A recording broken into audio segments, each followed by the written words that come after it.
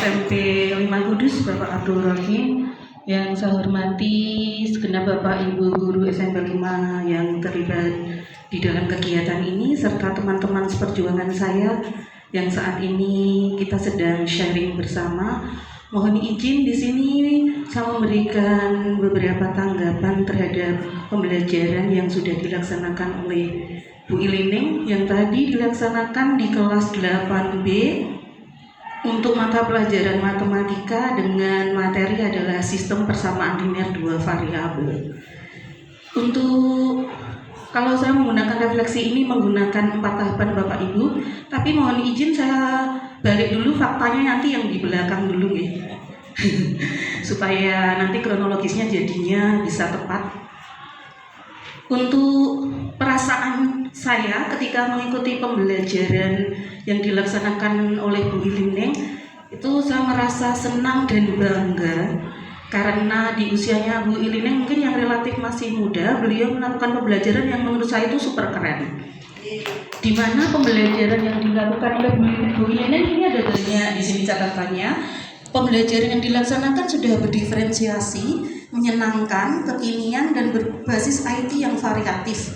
Kemudian langkah-langkah pembelajaran yang dilakukan Bu Ilining juga sudah terstruktur, mulai dari pembukaan, kegiatan inti, dan insya Allah penutup, karena kita penutupnya nggak tahu. Tapi saya yakin pasti akan keren itu di penutupannya. Kemudian ice breaking yang digunakan oleh Bu Ilining juga sudah mencukupi, tidak terlalu alay, juga tidak kurang, tepat pada sasarannya dan juga tepat di waktunya. Kemudian untuk secara overall ya Bapak Ibu, secara keseluruhan seperti saya sampaikan tadi super keren.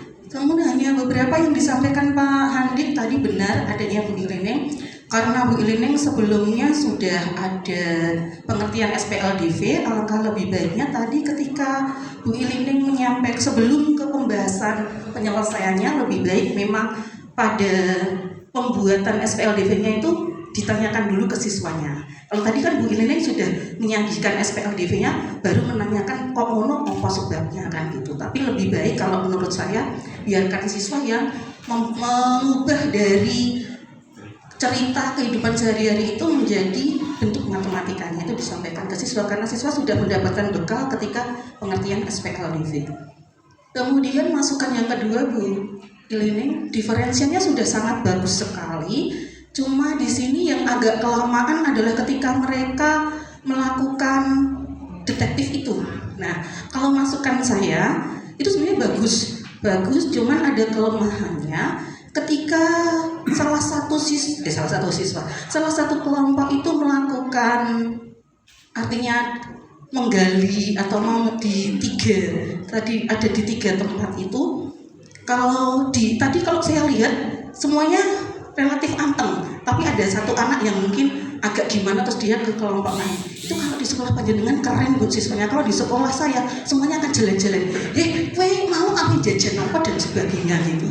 Nah, untuk mengatasi hal yang seperti itu ya Bapak Ibu, kalau mungkin di SMP 5 tadi saya lihat bagus anaknya ngenteni, kok jatahku ameh menggali informasiku kondisi kan gitu. Tapi ada satu anak tadi yang memang anaknya kelihatannya tuh aktif dalam tanda positif baik itu kalau menurut saya, karena dia kan aktifnya nggak usil ke orang lain nggak gitu. Memang dia memperhatikan nanti kembali ke rumah istri yang muda. Tadi saya cengenges sama cah itu loh, nah cerdas keren saya gitu. Karena memang itu yang harus diatasi Bu Ilining. Itu bagus hanya satu siswa saja. Jadi kalau bisa supaya diferensiasinya kelihatan, satu kelompok diberikan artinya satu tempat saja. Misalkan kalau dia tadi sudah melihat ke benda aslinya, biarkan kelompok itu menyelesaikan masalah itu saja gitu. Kalau yang pakai assembler, biarkan kelompok lain. Jadi Bu Ilining menyediakan kalau di situ ada 5 kelompok, ada 5 media yang berbeda bisa, atau 3 berbeda bisa. Jadi ada 2 kelompok yang misalkan assembler, kemudian 2 kelompok lainnya menyediakan tadi yang bunga itu. Tapi kalau yang bagus ya misalkan ada 5 kelompok, 5-5-nya berbeda. Saya kira Bu Ilining sangat mampu itu karena kelihatan sekali seperti itu. Jadi kemudian yang refleksi selanjutnya, pelajaran apa sih yang dapat saya ambil dari proses KBM yang dilakukan oleh Bu Lining. Jelas pelajaran yang saya dapatkan di sini, saya menemukan pembelajaran berdiferensi yang menyenangkan. Jadi tadi sangat pas dari sisi SBG-nya, dari sisi materinya. Hanya tadi yang kelemahannya yang hanya itu ketika anak-anak menggali soalnya itu karena ada di 3 tempat yang berbeda, itu yang agak lama. Kemudian tindakan apa sih yang saya lakukan setelah saya mempelajari dari proses KBM ini? Jelas di sini saya mendapatkan ilmu yang bermanfaat, masukan yang sangat banyak yang dilakukan pembelajaran learning learning, dan itu nanti bisa saya adopsi di sekolah saya, dan dengan jelas itu saya sesuaikan dengan situasi, kondisi, dan sarana prasarana di sekolah saya. Saya kira Bapak Ibu Ilangnya juga sama nih Bapak Ibu. Nah, ini sekarang faktanya ini. Hanya kita sharing bersama di sini. Kalau pada pembelajaran SPLDV yang sudah pernah saya lakukan, jadi di sini simple, saya menggunakan berdiferensiasi yang langsung anak-anak itu praktik. Jadi praktik, anak-anak itu bekerja secara berkelompok sesuai dengan regu piket. Jadi tidak kelamaan Bapak Ibu. Karena ada yang protes, Bu, boleh milih sendiri, kesuwen gitu. Saya bilang gitu, nanti habis di pembagian kelompok, dan kasihan kalau anak-anak yang artinya nggak punya, biasanya anak kan ada CS-nya itu atau Bu. Nah itu nanti nggak dapat kelompok. Kita pakai saja yang sudah ada ya anak-anak. Sepakat ya, iya Bu. Saya berikan arahannya, nanti silahkan kalian bisa ke kantin sekolah atau koperasi siswa.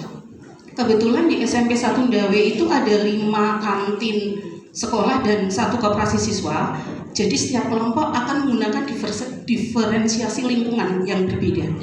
Kemudian secara diferensiasi kontennya kita serahkan